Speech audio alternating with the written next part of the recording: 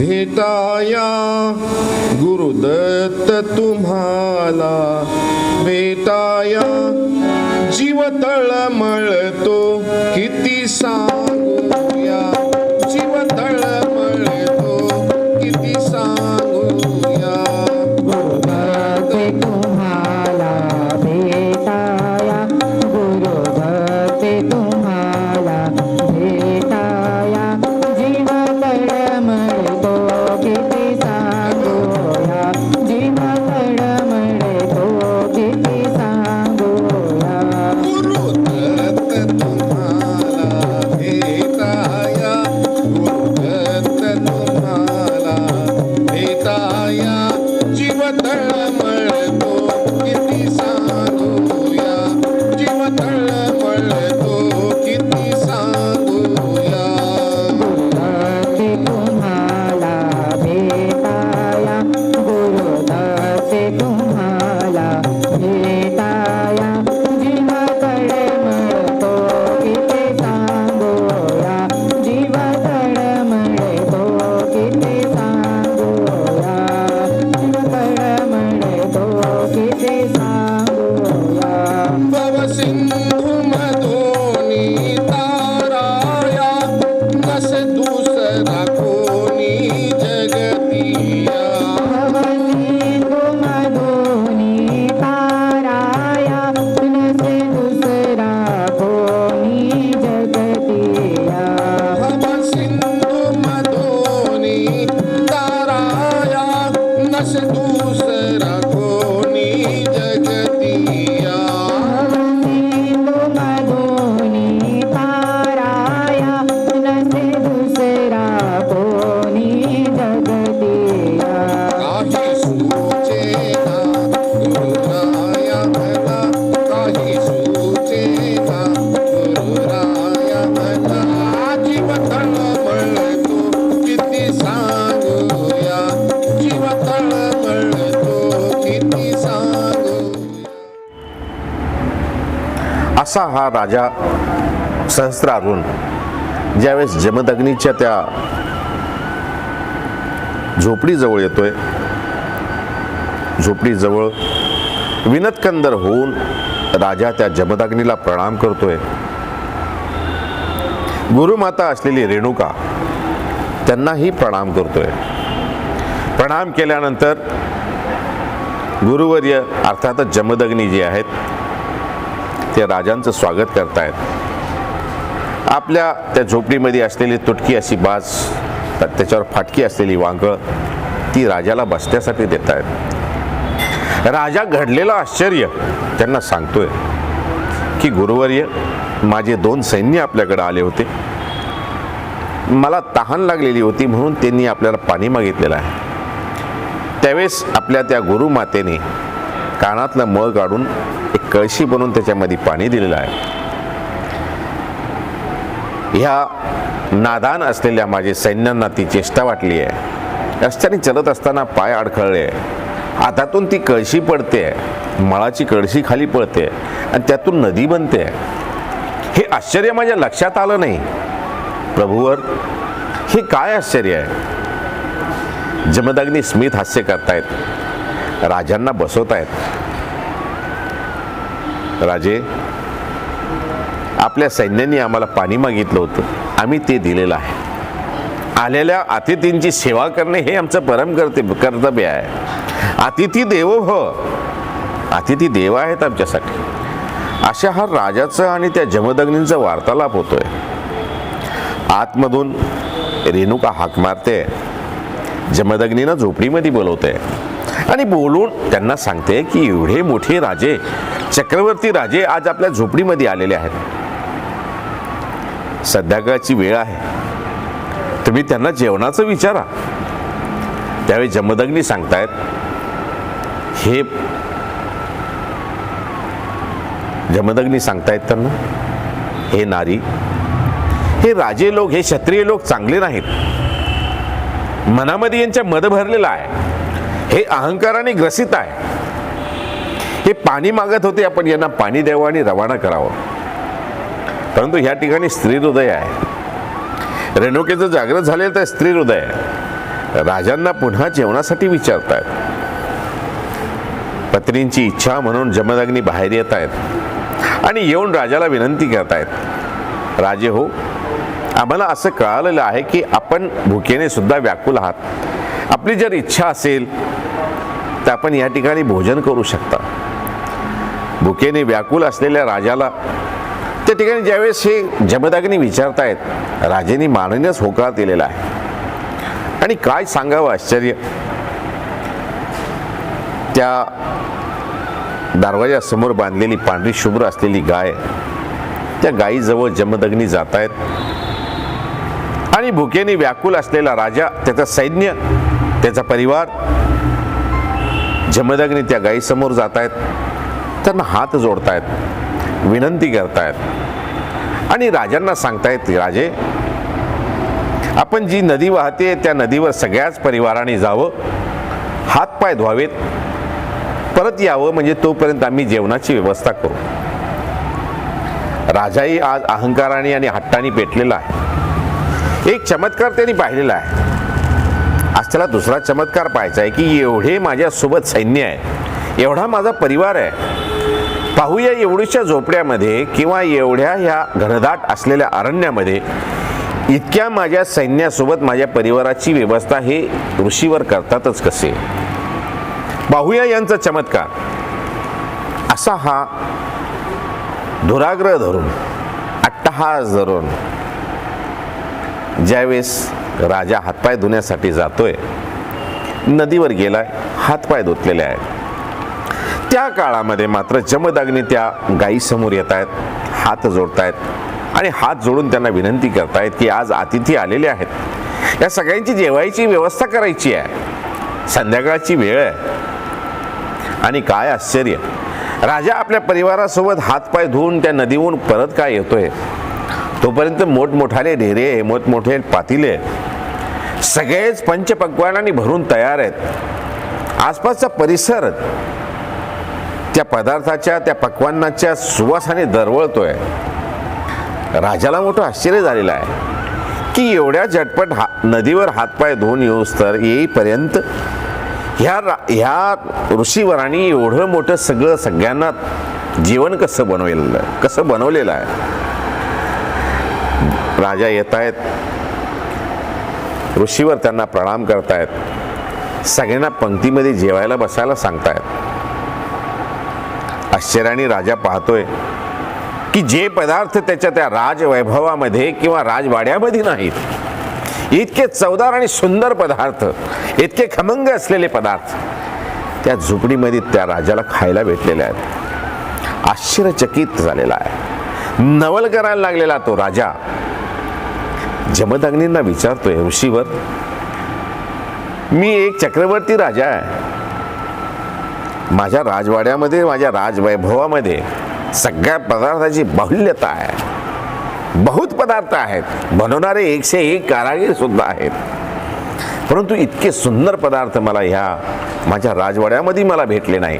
इतके सुंदर पदार्थ या ठिकाणी आपण मला खायला दिलेले आहेत. मी कृतकृत्य झालो, आपले उपकार मी कधीही विसरू शकत नाही. परंतु ऋषीवर मला एक आश्चर्य पडलेलं आहे, एक कोडं पडलेलं आहे. ते कोडं माझं तुम्ही मनातून पूर्ण माझी शंका ती निरसन करावी. जमदग्नी म्हणतायत, विचारा राजे, काय विचारायचं आहे. त्यावेळेस ते सांगतायत, ऋषी, आपण इतक्या झटपट इतक्या सगळ्यांच्या आमच्या परिवाराची जेवणाची व्यवस्था केलेली आहे, त्याचं रहस्य मला सांगावं. जमदग्नी रेणुकेकडे पाहतायत आणि रेणुका जमदग्नीकडे पाहते. आणि अशा काळामध्ये ज्यावेळेस ते विचारतायत आणि विचारल्यानंतर रेणुका डोळ्यानेच खुणवते की चक्रवर्ती राजे आहेत, महाराजे आहेत, त्यांनी विचारलंय, त्यांना सांगायला काही हरकत नाही आहे, म्हणून सांगा. नेत्राचा होकार आल्यानंतर जमदग्नी सांगायला लागतायत. जमदग्नी म्हणतायत, राजे, आम्ही ह्या घनदाट अरण्यामध्ये राहतोय. ह्या ठिकाणी इंद्राणी आम्हाला प्रसन्न होऊन ही समोर पांढरी शुभ्र गाय जी दिसते ना, ती गाय, ती कामधेनू गाय आहे, ती स्वर्गीची गाय आहे. ती गाय आम्हाला दिलेली आहे. आम्हाला ज्या ज्या वेळेस भूक लागते, भुकेची इच्छा होते, किंवा कोणी अतिथी आमच्या जर दरवाज्यावर येत असेल, दारावर जर येत असेल, तर आम्ही ह्या कामधेनूजवळ जातो आणि त्याला विनंती करतो. आम्हाला पाहिजे असलेले नसलेले जितकेही पदार्थ आहेत ते सगळे आमच्या समोर तयार असतात. आणि ही सगळी ह्या कामधेनू गायीचीच करामत आहे. राजा गायीकडे पाहतो. अत्यंत पांढरी शुभ्र असलेली ही गायी मनमोहक होती.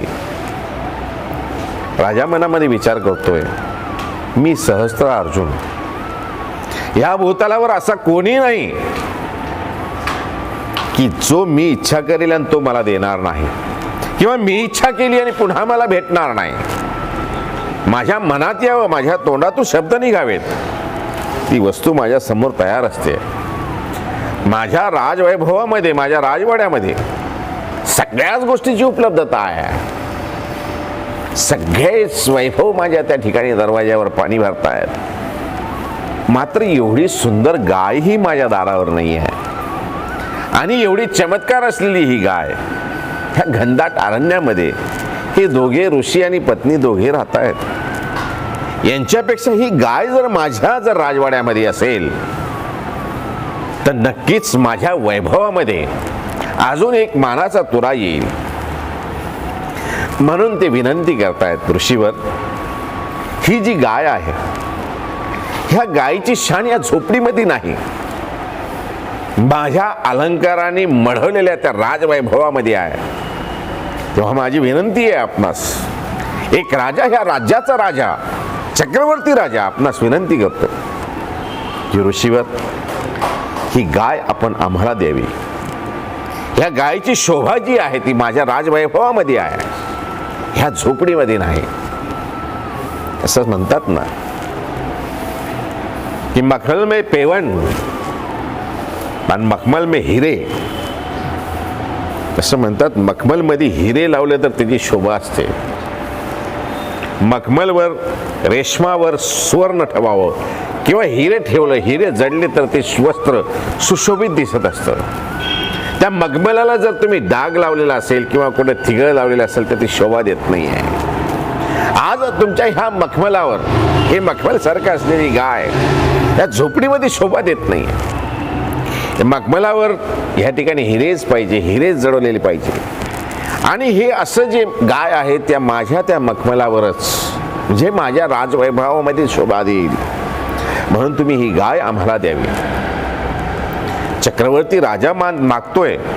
दोघे आश्चर्यामध्ये पडलेले आहेत. दोघे एकमेकाकडे पाहतायत. रेणुका जमदग्नीकडे पाहते, जमदग्नी रेणुकेकडे पाहते की आता या राजाला काय उत्तर द्यावं.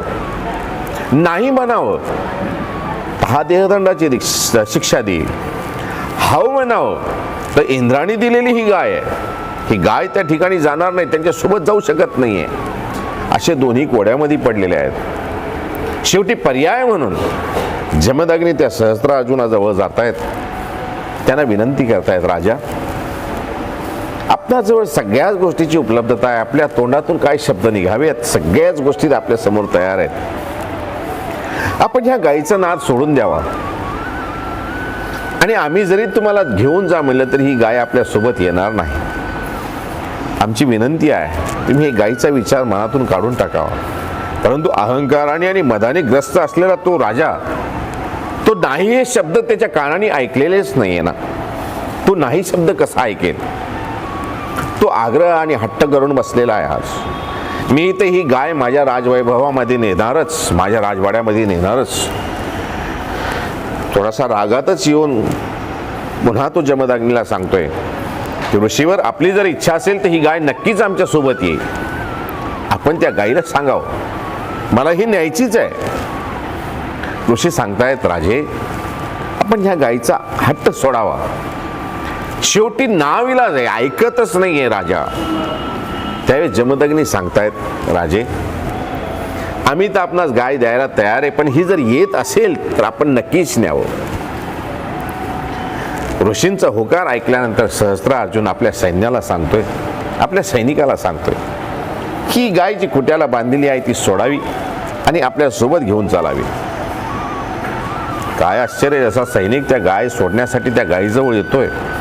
गाय ते खुट्यावरून तो दावण सोडतो काय आणि सोबत येण्यासाठी त्याला ओढतो काय? गाय जागची हलत नाहीये, एका सैनिकाला हलत नाहीये, दुसरा सैनिक त्या ठिकाणी पोहोचतो त्यालाही हलत नाहीये, तिसरा सैनिक त्या ठिकाणी पोहोचतोय, सगळे सैनिक त्या ठिकाणी पोहोचतायत, गाय हलायला तयार नाहीये. जशी जशी ओढल्या जाते तसे जसे सैनिक धरून ओढतायत, तशी तशी ती गाय जमिनीवर पाय मारायला लागलेली आहे, पाय आदळायला लागलेली आहे, शेपूट आदळायला लागलेली आहे. आणि हेच आश्चर्य आहे पहा, जशी जशी ती गाय पाय आदळायला लागलेली आहे, शेपूट आदळायला लागलेली आहे, विष्ठा ती टाकायला लागलेली आहे, गोमूत्र त्यातून व्हायला लागलेला आहे. जसा गोमूत्र आणि विष्ठा व्हायला लागलेली आहे, जशी ती पाय खुरे आपली जमिनीवर आदळायला लागलेली आहे, त्या गोमूत्रातून, त्या शेणातून आणि त्या पाय आदळल्यामुळे सैनिक तयार व्हायला लागलेले आहेत. सैनिकही इतके नव्हे, जितके सैनिक त्या सहस्त्रार्जुनासोबत आहे त्यांच्यापेक्षा कितीतरी पटीने त्या सैनिक त्या गोमूत्राने आणि शेणाने तयार झालेले आहेत, पाय आदळल्यामुळे तयार झालेले आहेत. सगळे त्याला ओढण्याचा प्रयत्न करतायत, तरी ती गाय निघत नाहीये, तिथून हलत नाहीये. शेवटी सहस्त्रार्जुन त्याला ओढण्याचा प्रयत्न करतोय, तरी गाय ओढल्या जात नाही. दोघांचे सैनिक तयार झालेले आहे. हे मूक होऊन पाहत असलेले जमदग्नी आणि रेणुका राजाला विनंती करतायत, राजा आपण याचा हट्ट सोडावं. राजा ऐकायला तयार नाहीये. दोन्हीकडचे सैनिक तयार झाल्यानंतर समोरासमोर उभे राहिलेले आहेत. तुंबळ दोघांचं युद्ध तयार झालेलं आहे, युद्ध व्हायला लागलेलं आहे, तरी गाय जागची हलेना. दोघेही एका बाजूला उभे असलेले जमदग्नी आणि रेणुका हे सगळे दृश्य पाहतायत.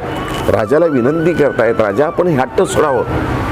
पण राजहट्ट, बालहट्ट, योगहट्ट आणि स्त्रीहट्ट 4 हट्ट सांगितलेलेच आहे. राजाने आज हट्ट धरलेला आहे. राजा आपला हट्ट सोडेल तो राजा कसला? दोघा सैन्यांचं तुंबळ युद्ध झालेलं आहे. तुंबळ युद्धामध्ये इतकं युद्ध झालेलं आहे की जमदग्नीचं सैन्य सैराभर पळायला लागलेलं आहे. कितीतरी शिर त्या ठिकाणी पडलेले आहेत, सगळं सैनिक मरून पडलेलं आहे, रक्ताचे पाट व्हायला लागलेले आहे. ज्या कळशीमधून पाणी व्हावं, नदीचं पाणी व्हावं, गोड अमृतुल्य पाणी व्हावं, त्या नदीमध्ये रक्ताचा पाट व्हायला लागलेला आहे, तरी राजा आपला हट्ट सोडायला तयार नाही आहे. शेवटी सगळं सैन्य आपलं त्या ठिकाणी मरणप्राय झालेलं आहे, जमिनीवर पडलेलं आहे, शिराचा पाट पडलेला आहे, शिराचे शिर पडलेले आहेत, शिरपूर त्या ठिकाणी तयार झालेला आहे.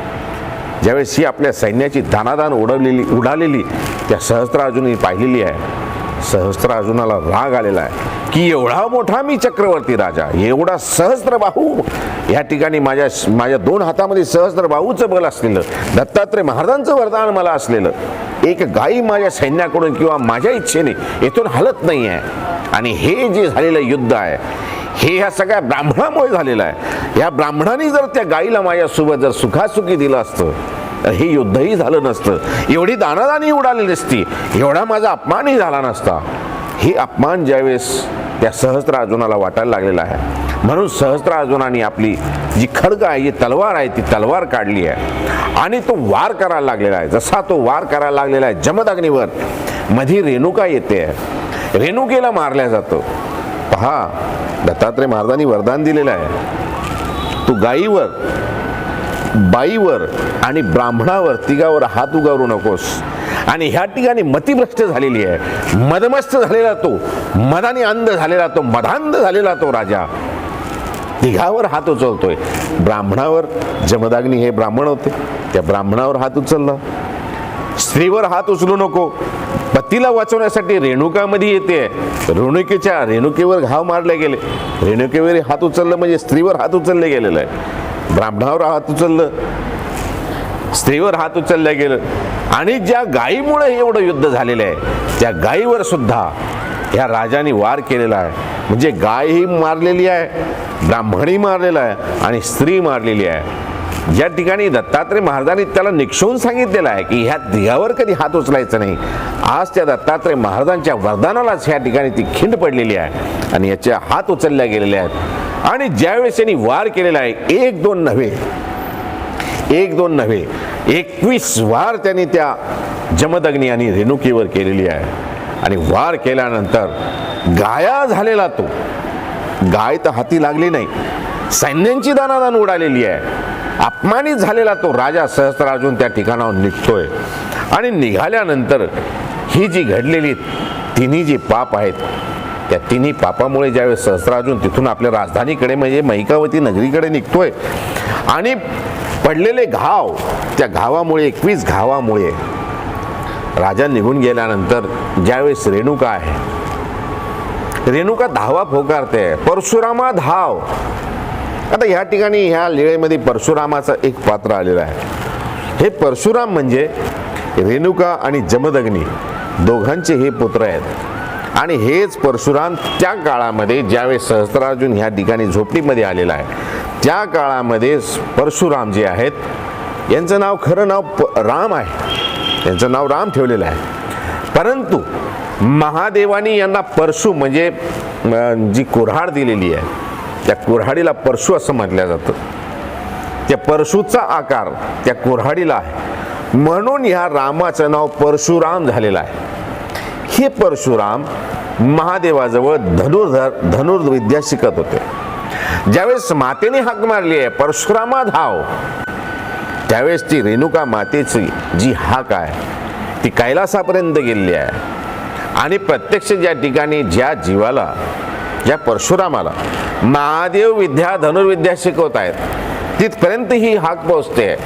आणि ती हाक पोहोचल्यानंतर महादेव त्यांना सांगतायत की हे रामा, हे परशुरामा, तुझी आई तुझी आठवण करते, तुझ्या आईने तुला हाक मारलेला आहे, तू आईंना आणि तुझ्या वडिलांना भेटायला जा. ज्यावेळेस गुरु, ज्यावेळेस आपले आराध्य दैवत परशुरामाचे आराध्य दैवत असलेले महादेव त्यांना सांगतायत, त्यावेळेस परशुराम तिथून निघतोय, कैलास पर्वतावर निघतोय आणि आपल्या आई वडिलांजवळ म्हणजे त्या घनदाट अरण्यामध्ये ज्या ठिकाणी सहस्त्रार्जुनाने नरसंहार घडवलेला आहे त्या ठिकाणी ते पोहोचतायत. पोहोचल्यानंतर तो रक्ताचा खचाखच पूर पाहतायत, शीर पडलेले त्या ठिकाणी पाहतायत. आपल्या आई वडिलांजवळ आई वडिलांना भेटायसाठी येत आहेत. त्यावेळेस जमदग्नी ते हे मृतप्राय झालेले आहेत. मात्र रेणुका ही आहे, रेणुकेमध्ये अजूनही जीव आहे की आपल्या मुलांना भेटण्यासाठी ती जी आपला जीव रोखून धरलेला आहे. रेणुकेजवळ जवळ येत आहेत. परशुराम ज्यावेळेस आपल्या आईवडिलांना पाहतायत ना, तर परशुरामांना ती जी आपल्या आईवडिलांची अवस्था दिसलेली आहे, ज्या झोपडीमध्ये वेदाचा अभ्यास व्हावा, ध्यान धारणा व्हावी, विद्येचं पीठ असलेलं विद्यापीठ त्या ठिकाणी आज एवढा नरसंहार आणि रक्त पाहिलं जातं. त्यावेळेस अनायशाच आपल्या त्या परशुरामांना अत्यंत राग येतो आणि राग आल्यानंतर ते आपल्या आईवडिलाजवळ जातात. आईवडिलांना आई वडील तर राहत नाही, परंतु आईला विचारतायत की आई हे कोणी केलेलं आहे. त्यावेळेस आई मागे घडलेली जी कथा, जी अर्जुनाने सहस्त्रार्जुनाने केलेली लीळा, सहस्त्रार्जुनामुळे घडलेलं हे कांड, की त्या ठिकाणी आपल्या मुलाला सांगते. आणि मुलाला सांगितल्यानंतर सांगते की हे जो क्षत्रिय आहे, तुझ्या वडिलांनी मला सांगितलं होतं की हे जे क्षत्रिय राजे आहेत ना, हे मदानी आणि अहंकाराने मदमस्त आहेत. यांना जेवणाचं वगैरे विचारू नका, परंतु मीच त्यांना विचारायला लावलेलं आहे. आणि त्या जेवणाच्या कारणामुळेच एवढे हे सगळं कांड घडलेलं आहे.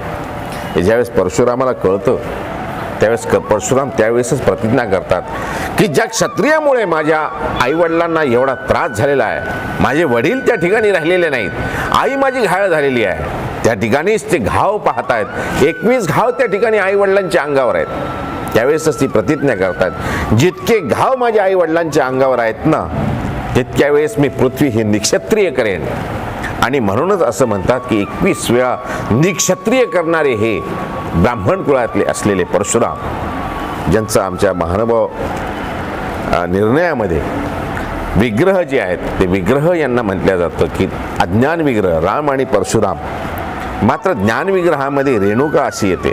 हे ज्ञान विग्रह असलेली रेणुका, जीव जमदग्नी आहेत ती सामान्य जीव आहेत, परंतु हे विग्रह असलेले रेणुका, ज्ञान विग्रह आणि अज्ञान विग्रह असलेले परशुराम, हे दोघं एकमेकांना ज्यावेळेस ते पाहतायत, आपल्या आईवडिलांच्या अंगावर 21 घाव पाहतायत, त्या ठिकाणीच ते प्रतिज्ञा करतायत की 21 वेळा मी पृथ्वी निक्षत्रिय करेन. आता बऱ्याच जणांना असा प्रश्न पडतो की 21 वेळा पृथ्वी निक्षत्रिय कशी केली असेल. एक वेळा जर निक्षत्रिय जर झाली तर मग 21 वेळा कसं करता येईल. परंतु ह्याविषयी असं सांगतात की ज्यावेळेस हे आपल्या आईवडिलांचं निक्षेप वगैरे करतात, किंवा ज्यावेळेस आता हे पोहोचल्यानंतर त्यांची माता जी आहे रेणुका ती सांगते की बाळा, आमचा निक्षेप जो आहे, ज्या ठिकाणी कोरी भूमी आहे, ज्या ठिकाणी कुठल्याही जीवांचा निक्षेप झालेला नाही आहे, आता अशी तर भूमीच नाही आहे, कारण सगळ्या ठिकाणी कुठे ना कुठे काही ना काहीतरी घडलेलंच आहे. कृमी कीटकांनी सगळी दुमदुमीत भरलेली ही पृथ्वी, या ठिकाणी कोरी भूमी कशी भेटेल? त्यावेळेस ती रेणुका सांगते की बाळा, आमचा जो निक्षेप आहे ना तो कोऱ्या भूमीमध्ये कर, की ज्या ठिकाणी कोणत्याही जीवांचं कधी निक्षेप झालेला नाही आहे. त्यावेळेस परशुराम विचारतात आपल्या आईला की आई, अशी कोरी भूमी कुठे भेटेल? त्यावेळेस रेणुका सांगते की तू सह्याद्री पर्वतामध्ये जाय आणि सह्याद्री पर्वतामध्ये दत्तात्रय महाराज आहेत, त्या दत्तात्रय महाराजांना विनंती कर आणि त्यांना सांग की माझ्या आईने सांगितलेलं आहे की ज्या ठिकाणी कोरी भूमी आहे त्या ठिकाणी आमचा निक्षेप करावा. पण आई, मी तर दत्तात्रय महाराजांना कधी पाहिलेलं नाही आहे, मी दत्तात्रय महाराजांना कसं ओळखू? त्या ठिकाणी रेणुका एक शुष्क असलेली काठी, सुकी असलेली काडी उचलते आणि ती आपल्या बाळाच्या हातामध्ये म्हणजे परशुरामाच्या हातामध्ये देते आणि परशुरामाला सांगते की बाळ, ही काडी हातामध्ये घे, ही सुकलेली काडी आहे, परंतु एक लक्षात ठेव, तू सह्याद्री पर्वतामध्ये ज्यावेळेस दत्तात्रय महाराजांच्या नामाचं चिंतन करत जाशील ना, दत्तात्रय महाराजांच्या दत्तांना दर्शन देण्यासाठी जर आराधना करशील ना, तर ज्यावेळेस तुला दत्तात्रय महाराजांचं दर्शन होईल त्यावेळेस ही तुझी सुकलेल्या काडीला सुद्धा कोंब फुटेल, अशी ही रेणुका परशुरामाला सांगते. आणि परशुराम कावड बनून आपल्या मात्या पित्यांना कावडमध्ये टाकून बसवून, जसं श्रावण बाळ आपल्या आईवडिलांना कावडमध्ये घेऊन येतो आणि हातामध्ये काडी, असे परशुराम आपल्या जमदग्नी आणि रेणुका दोन्ही आईवडिलांना टाकून त्या कावडीमध्ये सह्याद्री पर्वतामध्ये येत आहेत आणि सह्याद्री पर्वताच्या दत्त नाम करीत, दत्त चिंतन करीत, दत्तात्रय महाराजांचं नामस्मरण करीत, एक वेढा, दोन वेढा, अशी दोन वेळा न काही खाता पिता दत्तात्रय महाराजांची आराधना करीत, नामस्मरण करीत त्या सह्याद्री पर्वतामध्ये दत्तात्रय महाराजांना शोधतायत. अशी लीळा दत्तचरित्रामध्ये आलेली आहे. आणि शोधत असताना ज्यावेळेस तिसरा वेढा सुरुवात करतायत, तहानेने व्याकुल असलेला, भुकेने व्याकुल असलेला हा परशुराम आपल्या आईवडिलांसाठी कोरी भूमीचा शोध घेतोय, दत्तात्रय महाराजांचा शोध घेतोय. तिसरी फेरी मारत असताना त्याला समोरून दिसतोय की कोणतरी पारधीवेशीमध्ये आलेले आहेत. पारधीवेशीमध्ये म्हणजे कमरेला वलकले लावलेले आहेत, चांबडानी गुंडाळलेलं कंबर आहे, सोबत 4 कुत्रे आहेत, हातामध्ये मांस आहे, एका हातामध्ये मदिरा आहे, सोबत कोणतरी अनंग आहे. असं पारधीच्या वेशामध्ये पाठीवर धनुष्य लावलेले आहेत, पाठीमागे भाता आहे आणि अशा अवस्थेमध्ये समोरून कोणतरी येतंय, सोबत कोणतरी अनघा म्हणजे स्त्री आहे. असे समोरून येताना कोणतरी परशुराम पाहतोय आणि परशुराम पाहिल्यानंतर जशी दोघांची समोरासमोर भेट, दोघेही एकमेकाला क्रॉस होत आहेत, एकमेकाच्या शेजारून निघतायत ना. दत्तचिंतनामध्ये मग्न असलेला हा परशुराम, याला मात्र दत्तात्रय महाराज समोरून आलेले हे ओळखलेलंच नाही आहे. कारण दत्तात्रय महाराजांची नानावेशी क्रीडा आहे, कधी बालरूपामध्ये आहे, कधी मातंग वेशामध्ये आहे, कधी पारधी वेशामध्ये आहे, परंतु दत्तात्रय महाराज कोणत्या वेशामध्ये समोरून येतील हे सांगता येत नाही आहे. नानावेशी क्रीडा दत्तात्रय महाराजांची. त्यावेळेस ज्यावेळेस दोघे एकमेकाला क्रॉस करतायत ना, एकमेकाच्या समोरून शेजारून निघतायत ना, त्यावेळेस ते समोरून निघून गेल्यानंतर थोडंसं पुढं जात आहेत. दत्तचिंतनामध्ये मग्न असलेला परशुराम अचानक पाहतोय की सुकी दिलेला ते काडीला, ती काडी सुकीची 2 वेढे, तिसरा वेढा सुरू आहे, तरी आतापर्यंत सुकी असलेली ही काडी अचानक हिरवी होते, लुसलुसीत त्याला अंकुर फुटतायत. हे ज्यावेळेस तो पाहतो ना, ती कावडी खाली ठेवतोय आणि पळतच माघारी फिरतोय. आणि ज्या ठिकाणी दत्तात्रय महाराज म्हणजे पारधी वेशामध्ये निघालेले आहेत, त्या पारध्यांच्या जवळ समोर जाऊन त्यांना साष्टांग प्रणिपात करतोय, त्याच्या समोर पडतोय, त्यांना सांगतोय की दत्तात्रय महाराज, दत्तात्रय प्रभू, आपण मला पारधी वेशामध्ये भेट दिलेली आहे, मी ओळखलेला आहे. ज्यावेळेस तो ब्राह्मण एक समोर साष्टांग प्रणिपात करतोय, दंडोत घालतोय ना, त्यावेळेस ते पारधी वेशात असलेले दत्तात्रय महाराज त्याला सांगतायत, अरे दूर हो, अरे दूर हो, तू ब्राह्मण आहेस, आम्ही पारधी आहोत आणि हे काय करतोस? त्यावेळेस परशुराम सांगतो, नाही प्रभू, मी आपल्याला ओळखलेलं आहे. आपण जगज्ञाते परमात्मा प्रभू आहात, सृष्टीचे मालक चालक आहात. ही माझे आई वडील आहेत. माझ्या आईची इच्छा आहे की ह्या कोरी भूमीमध्ये त्यांचा निक्षेप व्हावा आणि कोरी भूमी आपणच देऊ मला शकतात. म्हणून माझ्या आईने सांगितलेलं आहे की ज्यावेळी दत्तात्रय महाराजांचं तुला दर्शन होईल ना, त्यावेळी शुष्क असलेली काडी ह्याला कोंब फुटेल. आणि ही समोर तुमच्या काडी मी आता हातात धरलेली आहे देवा. ही शुष्क असलेली काडी आता ही हिरवी गार झालेली आहे, लुसलुशीत त्याला कोंब फुटलेले आहेत. मी ओळखलेलं आहे प्रभू, आपणच दत्तात्रय महाराज आहात. आपण माझी इच्छा पूर्ण करावी. आणि माझी आईची इच्छा होती आहे की आपण दत्तात्रय महाराजांनी मला ज्या ठिकाणी दत्तात्रय महाराजांचे दर्शन मला व्हावेत आणि दत्तात्रय महाराजांच्या दानानेच आमच्या ह्या देहाचा निक्षेप जो आहे तो कोऱ्या भूमीमध्ये व्हावं. कोरे भूमीची शोध आणि आपली शोध घेत मी ह्या सह्याद्री पर्वतामध्ये आलेलो आहे. अशी ज्यावेळी दत्तात्रय महाराजांची भेट होते, दत्तात्रय महाराजांना सगळी वार्ता परशुराम सांगतायत. आजही त्या ठिकाणी माहूरगडावर परशुराम भेट ज्या ठिकाणी झालेली आहे तेही स्थान त्या ठिकाणी आज उपलब्ध आहेत.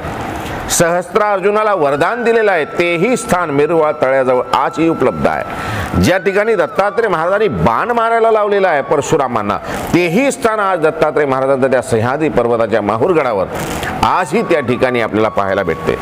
ज्या ठिकाणी भेट झालेली आहे परशुरामाची, परशुरामाला भेटल्यानंतर परशुराम विनंती करतायत, देवा माझ्या आईवडिलांचा निक्षेप करायचा आहे, तर त्यासाठी कोरी भूमी असावी, कोरी भूमी पाहिजे. त्या ठिकाणाहून जवळ दत्तात्रय महाराजांनी आपल्या अंगुलीने निर्देश केलेला आहे की ती कोरी भूमी आहे. आजही ज्या ठिकाणी रेणुकेचं मंदिर आहे ती कोरी भूमी आजही त्या ठिकाणी आहेच. ती दत्तात्रय महाराज लांबूनच अंगुलीचा निर्देश करतायत. परंतु अंगुलीचा निर्देश करत असताना त्याला सांगतायत की ह्या कोरी भूमीमध्ये निक्षेप करण्या अगोदर तुला सप्तगंगेचं जे पाणी आहे ते पाणी आणावं लागेल. त्यावेळेस तो परशुराम विनंती करतोय की देवा ह्या सप्तगंगेचं पाणी आणायला मला तर भरपूर वेळ लागेल, मग तोपर्यंत निक्षेप कसा थांबेल. त्यावेळेस ते सांगतायत की ज्या ठिकाणी परशुरामाने बाण मारलेलं आहे आजही ते स्थान आहेच. त्या ठिकाणी दत्तात्रय महाराजांनी अंगुली निर्देश केलेला आहे आणि ह्या ठिकाणी पाणी मार.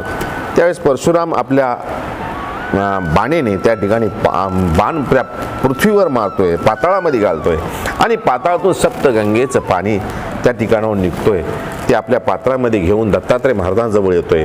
दत्तात्रय महाराजांना विनंती करतोय, देवा सर्व तीर्थ जे आहेत ते आपल्या श्रीचरणाजवळ आहेत. आपण जर ह्या श्रीचरणाचा अंगठा जो आहे तर ह्या पाण्यामध्ये जर बुडवला ना तर ह्यापेक्षा अजून दुसरं कोणी तीर्थ असू शकत नाही. हे सप्तगंगेचंच तीर्थ आहे. आपण ह्या ठिकाणी फक्त आपल्या अंगुठा जो आहे तो पायाचा तो बुडवावा, म्हणजे हेच सप्तगंगेचं तीर्थ होईल. असे हे तिन्ही जे स्थान आहे, अवलोकन स्थान किंवा ज्या ठिकाणी परशुरामाने मांडलेलं आहे ते बाणाचं स्थान, किंवा आज कोरी भूमी ज्या ठिकाणी रेणुकेचा निक्षेप केलेला आहे तेही भूमी आजही त्या ठिकाणी आहे. सहस्त्रार्जुनाला वरदान ज्या ठिकाणी दिलेलं आहे तेही स्थान आज त्या ठिकाणी उपलब्ध आहे.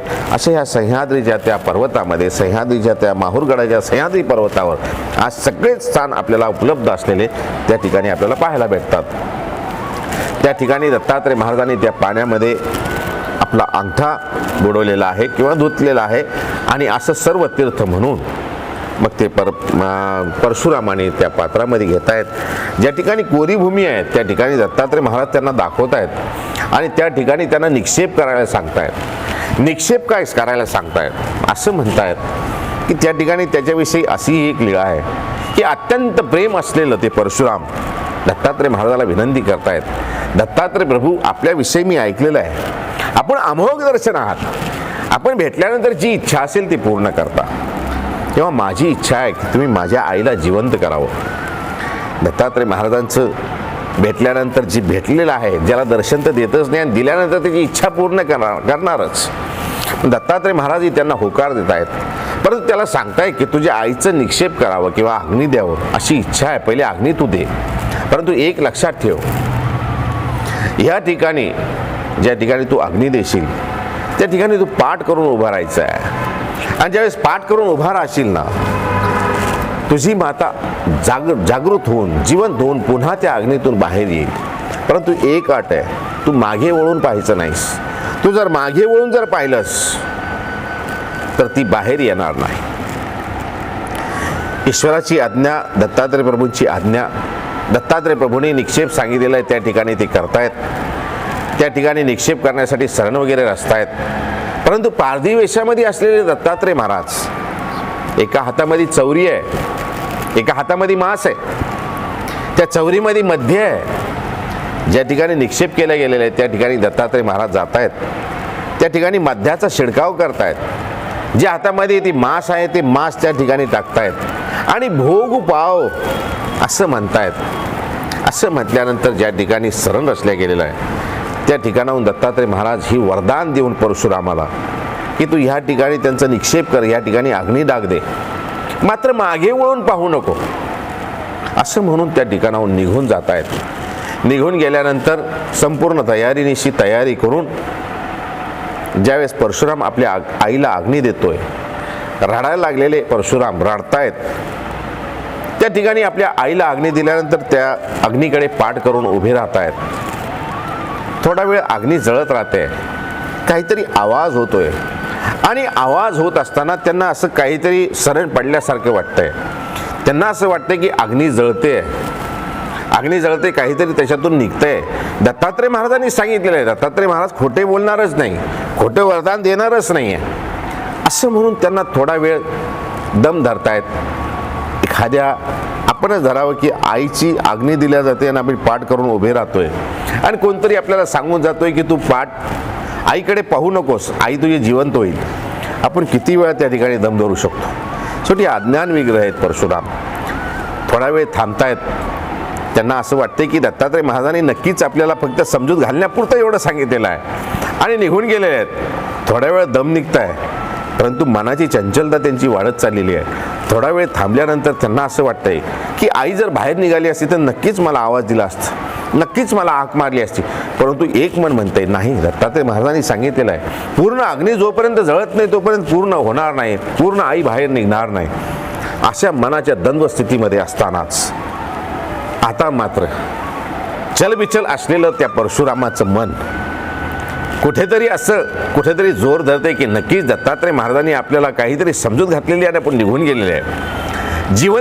जिवंत असलेला माणूस आपल्याला समजूत घालून निघून जातोय की मृत असलेला तो जिवंत होईल, परंतु मृत असलेला जिवंत कसा होईल ह्याच्या ताळमेळीमध्ये घालमेलमध्ये परशुराम कुठेतरी आपलं जो धाडस आहे, आपलं धैर्य आहे ते हरून बसतायत.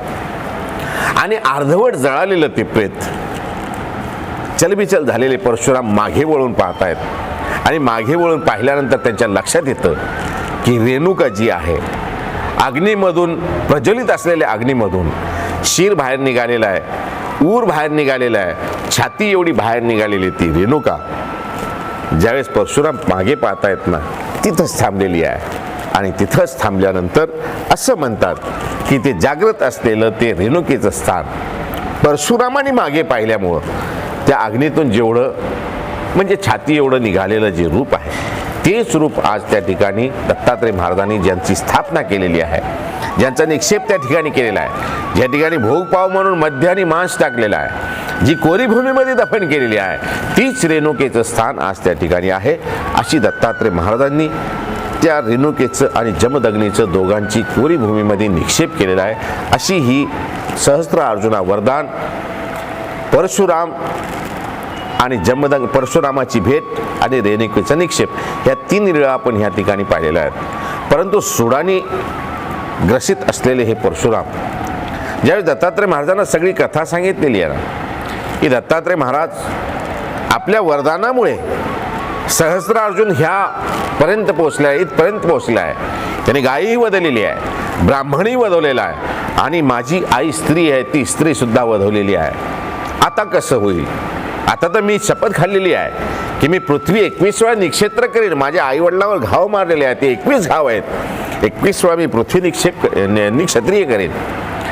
दत्तात्रय महाराजांच्या वरदानामुळे चिरंजीव झालेले हे परशुराम, सप्त चिरंजीव आहेत त्यातले हे चिरंजीव आहेत. दत्तात्रय महाराजांनी वरदान दिलेलं आहे चिरंजीव होशील म्हणून. चिरंजीव झालेले आहे ते सांगतायत की मी जर आता हे जर पण उचललेलं आहे, मी सहस्त्रार्जुनांना वध करेन, त्यांना मारेनच, परंतु आपल्या वरदानामागे तो लपलेला आहे. आता कसं होईल? त्या ठिकाणी दत्तात्रय महाराज सांगतायत मी वरदान दिलेलं हे खरं आहे, परंतु ज्या 3 गोष्टी त्याला करू नको म्हणून सांगितल्या तीन गोष्टी त्यांनी केलेल्या आहेत, त्याच्यामुळं मी जरी त्याला वरदान दिलेलं असेल तर ते निष्फळ होईल, आता ते कामी येणार नाही. आणि असं सुराने पेटलेले हे परशुराम सहस्त्रार्जुनावर हल्ला काय करतायत, नेस्तनाबूत करतायत, सहस्त्रार्जुनाला संपवत आहेत आणि सहस्त्रार्जुनाचा आणि परशुरामाचं घमासान युद्ध होत आहे आणि घमासान युद्धामध्ये परशुराम सहस्त्रार्जुनाचा वध करतायत.